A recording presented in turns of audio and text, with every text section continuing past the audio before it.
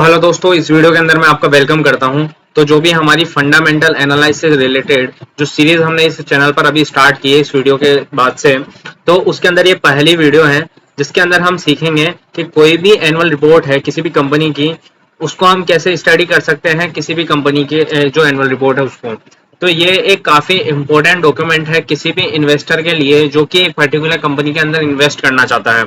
तो हम स्टार्ट करते हैं इसको। तो सबसे पहली चीज है कि what is an annual report. तो एक एनुअल रिपोर्ट क्या होती है उसके बारे में जानते हैं। एक एनुअल रिपोर्ट एक ऐसा फाइनेंशियल डॉक्यूमेंट होता है जो कि हर एक फाइनेंशियल ईयर के बाद में हर एक कंपनी को रिक्वायर होता है बाय द लॉ, मतलब कानूनी रूप से या फिर जो लीगल वे में, to prepare a report for the shareholders. अपने शेयर होल्डर के लिए प्रिपेयर करना, एक रिपोर्ट रेडी करना। तो ये एक हर कंपनी को करना पड़ता है एक फाइनेंशियल ईयर के अंदर, in the end of the financial year के अंदर। फिर दूसरी अगर हम आगे बात करें, it provide the details of performance of the company over the year. उस पर्टिकुलर ईयर के अंदर जो कंपनी की क्या परफॉर्मेंस रही है, क्या कंपनी ने बिजनेस किया है, किस तरीके से वो ऑपरेट किया है उन्होंने अपना बिजनेस, उसके बारे में ये डिटेल के अंदर प्रोवाइड करती है हमें इन्फॉर्मेशन। ये सिंगल मोस्ट इंपोर्टेंट सोर्स है इन्फॉर्मेशन ऑफ इन्वेस्टर। इन्वेस्टर के लिए ये एक सिंगल मोस्ट इंपोर्टेंट सोर्स है रिगार्डिंग टू कि कंपनी क्या कर रही है, कंपनी के बारे में जानने के लिए, रिगार्डिंग टू इंडस्ट्री के बारे में, और कंपनी का क्या विजन है, क्या मिशन है और क्या वो सोचती है, इसके बारे में काफी इंफॉर्मेटिव और काफी इंपॉर्टेंट सोर्स है फॉर इन्वेस्टर्स के लिए। जैसे कि किसी भी लैंग्वेज के अंदर अल्फाबेट्स होते हैं, और जैसे केमिस्ट्री के अंदर पीरियोडिक टेबल होती है, हाइड्रोजन, हीलियम, लिथियम, ये सब उसी तरीके से किसी भी इन्वेस्टर की लाइफ में जो एनुअल रिपोर्ट है वो सबसे इंपॉर्टेंट पार्ट प्ले करती है। अब हम यहाँ पर आगे देखते हैं कि sources of getting the annual report. Annual report को हम कहाँ से प्राप्त कर सकते हैं उसके बारे में देखते हैं।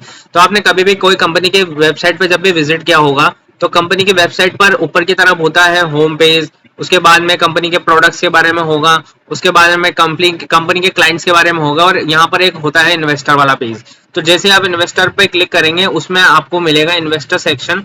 इन्वेस्टर सेक्शन में क्लिक करने पे आपको मिलेगा किसी भी जो पर्टिकुलर ईयर है उसके अंदर कंपनी ने कितनी एनुअल रिपोर्ट यहाँ पे पब्लिश करी है उसके बारे में ईयर बाय ईयर, जैसे 2024, 2025, 2026 ऐसे पूरी डिटेल में होता है। तो कंपनी की वेबसाइट से आप किसी भी एनुअल रिपोर्ट को इन्वेस्टर सेक्शन के अंदर से डाउनलोड कर सकते हैं। दूसरा, स्टॉक एक्सचेंज की जो वेबसाइट है, जैसे कि BSE बॉम्बे स्टॉक एक्सचेंज की जो वेबसाइट है, उसके अंदर हर बार जब भी कोई कंपनी नया अनाउंसमेंट करती है, कुछ भी कोई इंफॉर्मेशन शेयर करती है, तो वो सारी की सारी चीजें यहाँ पर इस वेबसाइट के अंदर वो पब्लिश करती है। उसी तरीके से एनुअल रिपोर्ट भी वहां पर होती है। नेक्स्ट, अगर हम बात करें फाइनेंशियल वेबसाइट्स के बारे में, तो आप फाइनेंशियल वेबसाइट में मनी कंट्रोल पर आप चेक कर सकते हैं। आई नो मेरी राइटिंग थोड़ी गंदी है बट आप समझ सकते हैं। दूसरा, आप स्क्रीनर पर शेयर देख सकते हैं। ये दोनों वेबसाइट काफी यूजफुल है और फ्री ऑफ कॉस्ट है, तो आप इजीली इन वेबसाइट्स पर चेक कर सकते हैं कि एनुअल रिपोर्ट के बारे में। अब नेक्स्ट हम समझते हैं कि एनुअल रिपोर्ट होती है, उसके अंदर दो सेक्शन होते हैं। एक तो होता है नॉन फाइनेंशियल इन्फॉर्मेशन, जिसके अंदर होगा कि डायरेक्टर के जो कोई नोट्स होंगे या मैनेजमेंट ने कोई कमेंट्री कर रखी होगी या बिजनेस मॉडल के बारे में, ये सारी चीजें होती हैं।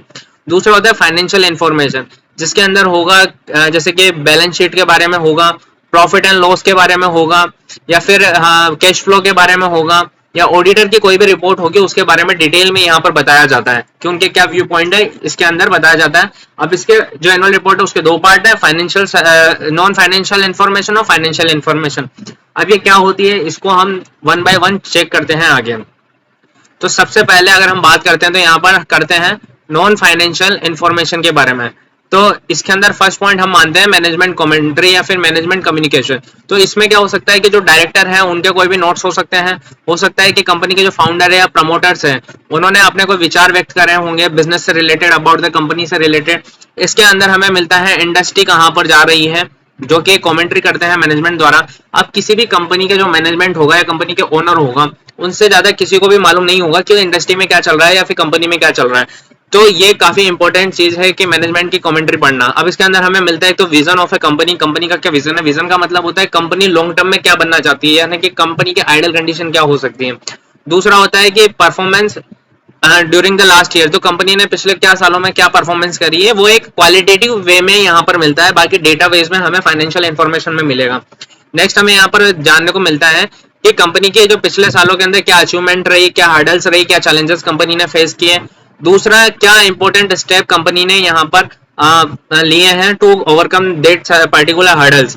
हर्डल्स में ऐसा हो सकता है कि मार्केट के अंदर कंपनी के प्रोडक्ट की जो है डिमांड बढ़ रही है। अब ये मान लीजिए कोई मैन्युफैक्चरिंग कंपनी है, उसके प्रोडक्ट की डिमांड बढ़ रही है बट सप्लाई साइड में कंपनी इतना डिलीवर नहीं कर पा रही, तो कंपनी ने इस चैलेंज के विपरीत में क्या एक्शन लिया होगा? तो कंपनी ने हो सकता है कोई नया मैन्युफैक्चरिंग प्लांट को यहाँ पे सेटअप किया होगा, तो ये हो सकता है, या कंपनी ने कुछ आउटसोर्स किया होगा। तो ये सारी चीजें हमें यहाँ पर मिलती हैं एनुअल रिपोर्ट के मैनेजमेंट कम्युनिकेशन के अंदर, जो डायरेक्टर की भी हो सकती है, प्रमोटर की भी हो सकती है, या फिर कंपनी के जो मैनेजर हैं उनके द्वारा भी कमेंट्री हो सकती है। दूसरा, यहाँ पर एनुअल रिपोर्ट हमें बताती है कि जो कंपनी के जो पिछले जो एक्सपेंशन प्लान थे उनका क्या अभी करंट स्टेटस है, और कंपनी के जो प्रोजेक्ट अभी ऑनगोइंग है उसमें क्या क्या चेंजेस हो रहे हैं, क्या चीजें मतलब कंपनी कैसे उसमें काम कर रही है। और दूसरा, यहाँ पर कंपनी के आने वाले क्या प्रोजेक्ट्स हैं, यानी कि कंपनी के नए नए क्लाइंट्स कौन हो सकते हैं, क्या क्या कंपनी काम कर सकती है, किन किन सेगमेंट में कंपनी एंटर कर सकती है, उसके बारे में यहाँ पे डिटेल में पता चलता है। दूसरा, यहाँ पे स्नैपशॉट मिलता है अबाउट द इंडस्ट्री और कंपनी। तो किसी भी कंपनी का बिजनेस मॉडल जाने बिना उसमें इन्वेस्ट करना एक तरीके की बेवकूफी है, क्योंकि अगर किसी भी प्रॉब्लम या फिर कोई जो पॉलिटिकल इशू हुआ या कोई भी प्रॉब्लम हुई, उस कंडीशन में हम समझ नहीं पाएंगे कि कंपनी इस प्रॉब्लम को सोल्व कर पाएगी या नहीं कर पाएगी। और हर एक बिजनेस मॉडल की एक प्रॉब्लम होती है, एक अच्छी चीज होती है, एक बुरी चीज होती है। कई जो बिजनेसेस होते हैं वो क्या होते हैं, सीजनल होते हैं। अब उनके साथ में प्रॉब्लम ये होती है कि जब कंपनी का सीजन होता है तो उस टाइम पे वो ज्यादा स्पीड से ग्रो करते हैं, और जब ऑफ सीजन होता है तो उसमें उनकी ग्रोथ थोड़ी कम होती है। एग्जाम्पल के लिए लेते हैं, जैसे कि मान लीजिए कोई भी कंपनी है, जैसे कि ईपैक ड्यूरेबल की बात करते हैं। एपेक ड्यूरेबल स्पेशली एक कंपनी है जो 80 इनका बिजनेस है, 80% एसी से रिलेटेड इनका काम है। अब जब गर्मी का सीजन होगा या फिर समर सीजन होगा, उस टाइम पे इस कंपनी की जो सेल्स है वो रॉकेट हो जाएगी, यानी कि अच्छी खासी हो जाती है। पर जब ऑफ सीजन होता है यानी कि विंटर होता है, तो उस कंडीशन में इनकी सेल्स थोड़ी सी गिरती है, थोड़ी सी क्या गिरती है। तो ये कोई भी एग्जांपल नहीं है, ना कोई इन्वेस्टमेंट एडवाइस है इस कंपनी के बारे में, पर ये हेल्प करता है कि कंपनी क्या सीजनलिटी पर बेस्ड है ये कंपनी, यानी कि इसका मेन बिजनेस है वो ऐसी मैन्युफैक्चरिंग का काम है, ऐसी से रिलेटेड काम है जो कि स्पेशली गर्मी के सीजन पे ज्यादा काम आता है। तो उस कंडीशन में अगर हमें इस किसी भी कंपनी का या फिर कंपनी का बिजनेस मॉडल जानना है, तो एनुअल रिपोर्ट में हमें उसके बिजनेस मॉडल के बारे में अच्छी खासी इंफॉर्मेशन मिलती है, और हम समझ सकते हैं कि किस बिजनेस का क्या नेचर है। उस हिसाब से उसकी सेल्स है अप डाउन होगी, और उसकी प्राइस जो सेल्स होगी वो उसका जो सेल्स है उसका डायरेक्ट इफेक्ट पड़ेगा कंपनी के जो प्राइस होती है या स्टॉक की प्राइस पर इम्पैक्ट पड़ेगा। तो बेसिकली जो मैनेजमेंट की कम्युनिकेशन होती है, कमेंट्री होती है, उससे हमें स्नैपशॉट मिलता है इंडस्ट्री के बारे में और कंपनी के बारे में। दूसरा, जो इस एनुअल रिपोर्ट के अंदर हमें क्या मिलता है, सैलरी ऑफ मैनेजमेंट। मान लीजिए कोई भी कंपनी है, उसकी हो सकता है कि उसकी सेल्स गिर रही है लगातार, उस कंपनी को बहुत सारे चैलेंजेस फेस करने पड़ रहे हैं, बट अगर मैनेजमेंट है वो अपनी सैलरी को कम नहीं कर रहा है, बाकी एम्प्लॉय की सैलरी को कटौती कर रहा है, और मैनेजमेंट जो टॉप मैनेजमेंट है वो अपनी सैलरी को नहीं कम कर रहा। इस कंडीशन में क्या होता है कि कई बार ऐसा होता है कि कंपनी के अंदर ये कुछ ना कुछ लोचा चल रहा है या कुछ ना कुछ प्रॉब्लमेटिक सिचुएशन है। तो हम सैलरी से भी अनुमान लगा सकते हैं कि कंपनी के मैनेजमेंट की क्या सैलरी है, और जब भी कोई डाउन फेज आता है कंपनी के में, तो वो उस कंडीशन में सैलरी का मतलब जो सैलरी स्ट्रक्चर है मैनेजमेंट का वो कैसा रहता है, इसके बारे में।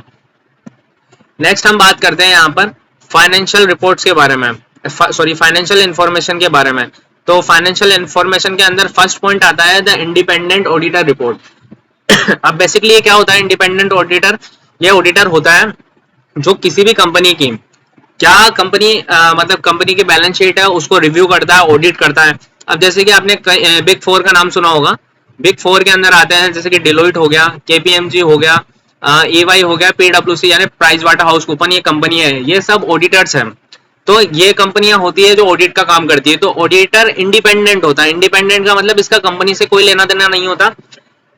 बाय द लॉ हर एक कंपनी को अपने जो फाइनेंशियल्स है या जो भी उन्होंने क्या धंधा किया साल भर के अंदर उसको ऑडिट करवाना पड़ता है। तो बेसिकली उन्हें किसी ना किसी इंडिपेंडेंट ऑडिटर को हायर करना पड़ता है to review all their financial related statements. तो इंडिपेंडेंट ऑडिटर की रिपोर्ट काफी ज्यादा इंपॉर्टेंट है किसी भी इन्वेस्टर के लिए अंडरस्टैंडिंग के लिए। तो यहाँ पे हमें क्या मिलता है, view about the financial information present in the annual report. Annual report के अंदर जो फाइनेंशियल इंफॉर्मेशन होती है उसके बारे में हमें व्यू मिलता है कि कंपनी का फाइनेंशियली जो काम है या फाइनेंशियली इंफॉर्मेशन है वो काम कर रही है नहीं कर रही, मतलब फाइनेंशियली ये सब कुछ सही है नहीं है। ये हमें बताता है कि जो एक्सेप्टेड अकाउंटिंग प्रैक्टिसेस यानी अकाउंटिंग के जो रूल्स है वो जो एक्सेप्टेड है बाय द लॉ, वो कंपनी फॉलो कर रही है नहीं कर रही। ये हमें बताता है कि कितना अमाउंट है जो गवर्नमेंट और जो अथॉरिटी है उनको पेड नहीं किया गया है, या टैक्सेस को भरा जा रहा है नहीं भरा जा रहा। ये हमें बताता है कि कोई भी लेंडर्स है उनका पेमेंट डिफॉल्ट हुआ है नहीं हुआ, हमने किसी से पैसे लिए कंपनी ने और वो उन्हें टाइम से चुका पा रही है नहीं चुका पा रही। और ये हमें सिक्योर करता है कि कंपनी या फिर कोई कंपनी का एम्प्लॉय किसी भी तरह के फ्रॉड को कंडक्ट तो नहीं करवा रहा है, उसमें उलझा हुआ तो नहीं है। दूसरा, ये हमें जो ऑडिटर रिपोर्ट है, इंडिपेंडेंट ऑडिटर रिपोर्ट, ये हेल्प करती है कि जो फंड कंपनी ने रेज किया है बाय द लेंडर, लेंडर के अंदर हो सकता है बैंक्स के द्वारा किया हो, एनबीएफसी के द्वारा किया हो। और दूसरा एफ आईपीओ, आईपीओ मतलब इनिशियल पब्लिक ऑफर, या फिर एफपीओ यानी कि फॉलो पब्लिक ऑफर, इनके द्वारा कंपनी फंड रेजिंग करती है। तो इन्होंने जो फंड रेज किया है उसको प्रॉपर वे में यूटिलाइज किया है नहीं किया, इसके बारे में हमें कंपनी के जो इंडिपेंडेंट ऑडिटर है उनकी रिपोर्ट बताती है, जो भी एनुअल रिपोर्ट के अंदर मेंशन होता है। अगर हम नेक्स्ट पॉइंट की बात करें, दूसरा होता है फाइनेंशियल स्टेटमेंट। तो जैसे कि फाइनेंशियल स्टेटमेंट में तीन तरह के स्टेटमेंट होते हैं, balance sheet, profit and loss and cash flow statement. अब बैलेंस शीट हमें बताती है कंपनी के अंदर एसेट्स कितने हैं, कंपनी के ऊपर लाइबिलिटी कितनी है, और कंपनी के जो इक्विटी शेयर होल्डर्स है उनका कितना पैसा लगा हुआ है, यानी कि जो मालिक है उनका कितना पैसा इसमें लगा हुआ है धंधे के अंदर। दूसरा जो प्रॉफिट एंड लॉस स्टेटमेंट है वो हमें बताता है कि कंपनी की प्रॉफिट है या फिर लॉस में है, कंपनी के एक्सपेंसेस कितने हैं, कंपनी कितना टैक्स पे कर रही है, कंपनी के जो एसेट्स है उन पे कितना डेप्रिसिएशन अमाउंट लग रहा है। ये सारी इंफॉर्मेशन हमें मिलती है प्रॉफिट एंड लॉस स्टेटमेंट से। कैश फ्लो स्टेटमेंट से हमें मिलता है cash flow from operation. Cash flow from operation का मतलब है कि कंपनी जो कंपनी का मेन कोर बिजनेस है उसमें कैश फ्लो कैसा चल रहा है, कंपनी कितना पैसा जनरेट कर रही है और कितना पैसा बाहर जा रहा है।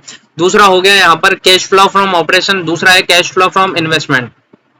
कंपनी ने कोई भी एसेट खरीदा है या कहीं पे इन्वेस्टमेंट किया है, कहीं किसी कंपनी में हिस्सेदारी खरीदी है या फिर मार्केट में लगाया है, तो वो होता है investment. Cash flow from investment यानी इन्वेस्टमेंट से कंपनी कितना कैश फ्लो जनरेट कर रही है।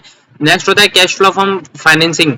तो कैश फ्लो फाइनेंसिंग का मतलब है कंपनी ने अपने लेंडर्स को कितना पैसा दिया, मतलब कंपनी की जेब से कितना पैसा बाहर की तरफ जा रहा है, उसको बोला जाता है कैश फ्लो फ्रॉम फाइनेंसिंग। तो बिना इन तीनों के बिना किसी भी कंपनी के अंदर आंख बंद करके इन्वेस्टमेंट करना एक तरह की बेवकूफी भरा डिसीजन होता है। कोई बेवकूफी होगा जो इनको देखे बिना किसी मार्केट के अंदर या किसी कंपनी के अंदर इन्वेस्ट कर रहा है, क्योंकि या तो आपने किसी के कहने पे ये कोई पर्टिकुलर कंपनी में इन्वेस्ट किया है, अदरवाइज बैलेंस शीट को, प्रॉफिट एंड लॉस को, कैश फ्लो स्टेटमेंट को देखना काफी कंपलसरी है एक अच्छे इन्वेस्टर के लिए। दूसरा होता है schedules and notes of the financial statement. काफी इंपॉर्टेंट चीज है, ये हमें बताता है, ब्रेकडाउन देता है, detail breakdown of the financial statement के बारे में। जो फाइनेंशियल स्टेटमेंट के अंदर नंबर्स है उनके बारे में हमें डिटेल में ब्रेकडाउन बताता है। अब जैसे कि कई बार आपने देखा होगा कोई भी बैलेंस शीट होती है, एक एग्जांपल लेके भी हम इन फ्यूचर के वीडियोस में बताऊंगा मैं आपको, कि उसके अंदर क्या होता है कि कंपनी का सब कुछ अच्छा चल रहा होता है, सेल्स भी अच्छी चल रही होती है, उनके एक्सपेंसेस भी जो है कंट्रोल में रहते हैं, टैक्स वगैरह सब बैलेंस रहते हैं। बट लास्ट में जो कंपनी कोई भी हो सकता है कि वो पहले 20 करोड़ का प्रॉफिट कर रही थी, अब सडनली उसका 5 करोड़, या फिर वो कंपनी हो सकता है कि माइनस के अंदर वो उस साल का प्रॉफिट है बुक कर रही है। अब क्या होता है, कई बार कई एडजस्टमेंट्स करने पड़ते हैं, वो कम भी होते हैं ज्यादा भी होते हैं। कई बार कंपनी के ऊपर क्या होता है, प्रोविजन करने होता है। प्रोविजन का मतलब होता है ऐसी लाइबिलिटी जो फ्यूचर में हो सकती है, उसके लिए पहले से ही पैसा कंपनी ने अपनी जो रिजर्व्स है उनसे निकाल के रख दिया है, उसे बोला जाता है प्रोविजन। तो ये सारे एडजस्टमेंट होने के बाद में कई बार प्रॉफिट बढ़ता है, कई बार प्रॉफिट घटता है, तो उसका डिटेल में जो ब्रेकडाउन होता है, यानी कि हर ऐसा क्यों हो रहा है उसके बारे में हमें डिटेल मिलती है शेड्यूल्स के अंदर या फिर नोट्स के अंदर। दूसरा हेल्प करता है ये हमें फाइनेंशियल स्टेटमेंट को अच्छे से समझने में, ये हेल्प करता है हमारे नोट्स ऑफ अकाउंट्स जिनको भी बोला जाता है। और ये कहीं सारी हिडन इन्फॉर्मेशन इनके अंदर छुपी हुई होती है, जो कि हमें हेल्प करती है पर्टिकुलर कंपनी के अंदर इन्वेस्ट करने से। एक वॉरेन बफेट ने एक बहुत अच्छा स्टेटमेंट दिया था कि if you are unable to understand the notes, it's because the CEO does not want you to understand them. अगर आप किसी भी नोट्स ऑफ अकाउंट्स को अंडरस्टैंड करने में डिफिकल्ट हो रहा है, मतलब आपको डिफिकल्टी हो रही है, उसको आप नोट्स ऑफ अकाउंट को अंडरस्टैंड नहीं कर पा रहे, इसका मतलब है कि सीईओ चाहता ही नहीं है कि आप उसको समझे, क्योंकि इसमें ऐसी हिडन इन्फॉर्मेशन होती है जो कि एक इन्वेस्टर के लिए बहुत फायदेमंद होती है, बहुत काम की होती है। नेक्स्ट यहाँ पर हम देखते हैं कि अगली इंफॉर्मेशन जो कि काफी इंपॉर्टेंट है, रिलेटेड पार्टी डिस्क्लोज या फिर रिलेटेड पार्टी ट्रांजेक्शन। हर कंपनी में क्या होता है कि हर एक ट्रांजेक्शन जो कि रिलेटेड होता है उसके प्रमोटर या फिर प्रमोटर से रिलेटेड एंटिटी में, तो उसको कंपनी को ये कंपलसरी होता है कि वो डिस्क्लोज करे बाय एक्सचेंज के साथ में या सेबी के साथ में। तो ये जो नोट्स होते हैं, मतलब इस तरह की जो इन्फॉर्मेशन होती है वो भी हमें एनुअल रिपोर्ट में मिलती है और काफी इंपॉर्टेंट ये इन्फॉर्मेशन होती है। ये हमें हेल्प करता है कि प्रमोटर कोई मतलब using different transaction to transfer money from the company for himself, यह हमें समझने में हेल्प करती है कि जो कंपनी का प्रमोटर है वो वो कहीं गलत तरीके से डिफरेंट टाइप के जो ट्रांजैक्शन है वो कंपनी से बाहर खुद के पर्सनल यूज के लिए तो नहीं लेने जा रहा, मतलब लेकर जा रहा, यानी कि कंपनी का पर्सनली कोई उसमें बेनिफिट नहीं है, बट कंपनी का जो ओनर या प्रमोटर है उसने अपने सेल्फ ग्रेटनेस के चक्कर में या फिर अपने खुद के बेनिफिट के चक्कर में कंपनी से पैसे को ट्रांसफर करा रहा है। तो ये भी सारी डिटेल हमको यहाँ पे मिलती है। अब इसमें जो ट्रांसफर होते हैं वो हो सकता है कि इंटरेस्ट फ्री लोन, हो सकता है कि प्रमोटर अपने पर्सनल यूज के लिए कंपनी से पैसा ले ले लोन के रूप में और वो इंटरेस्ट फ्री हो, यानी कि मार्केट में कंपनी को पैसा रेज करने में मतलब इंटरेस्ट पे करना पड़ रहा है, या कंपनी का जो पैसा है वो किसी को भी देती है तो इंटरेस्ट के फॉर्म में देती है, पर कंपनी का जो प्रमोटर है वो अनएथिकल प्रैक्टिस कर रहा है और जो लोन है उसको मतलब जो पैसा है उसको कंपनी के बाहर अपने पर्सनल एसेट्स में या अपने पर्सनल एंटिटीज में यूज कर रहा है जो कि इंटरेस्ट फ्री है। तो इस कंडीशन इस टाइप के जो ट्रांजेक्शन है वो भी हमें एनुअल रिपोर्ट में मिलते हैं।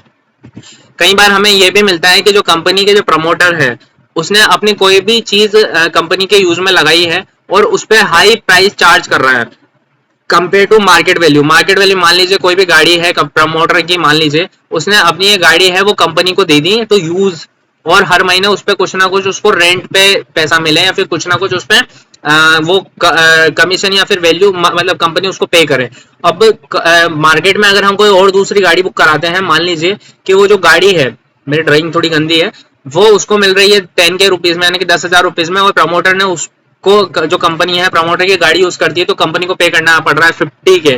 तो इस कंडीशन में ये जो ट्रांजेक्शन है वो गलत है, क्योंकि ये जो भी ट्रांजेक्शन हो रहे हैं वो हो रहे हैं at the cost of minor share holders.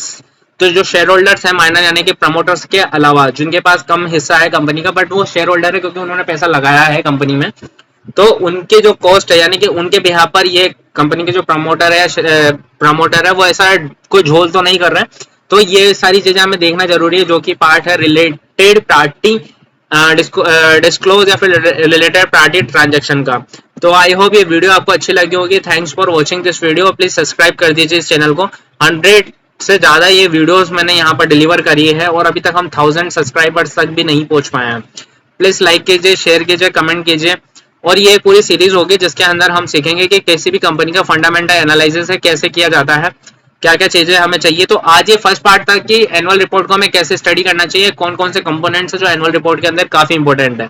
In future video के अंदर हम एक एग्जांपल लेंगे, उससे हम पूरी एनुअल रिपोर्ट को समझेंगे। और भी जैसे कि एनुअल रिपोर्ट के अलावा कोई भी डॉक्यूमेंट है, जैसे कि एनुअल रिपोर्ट है, एनुअल रिपोर्ट के अलावा जो क्वार्टरली बेसिस पे जो रिपोर्ट पब्लिश करती है हर एक कंपनी हर 3 महीने के अंदर, उसके बारे में देखेंगे उसमें क्या चीज इंपॉर्टेंट है। दूसरा जो भी कॉन्फ्रेंस कॉल होती है उसके बारे में हम बात करेंगे। तो जितने भी डॉक्यूमेंट्स है या फिर कोई भी रेटिंग एजेंसी ने अब किसी पर्टिकुलर कंपनी पे डॉक्यूमेंट निकाले तो उसमें क्या क्या चीजें इंपॉर्टेंट है, ये सारी चीजें हम डिटेल में आगे जानेंगे समझेंगे। तो आशा करता हूँ ये वीडियो आपको अच्छी लगी होगी। Thanks for watching this video और प्लीज इस चैनल को सब्सक्राइब कीजिए।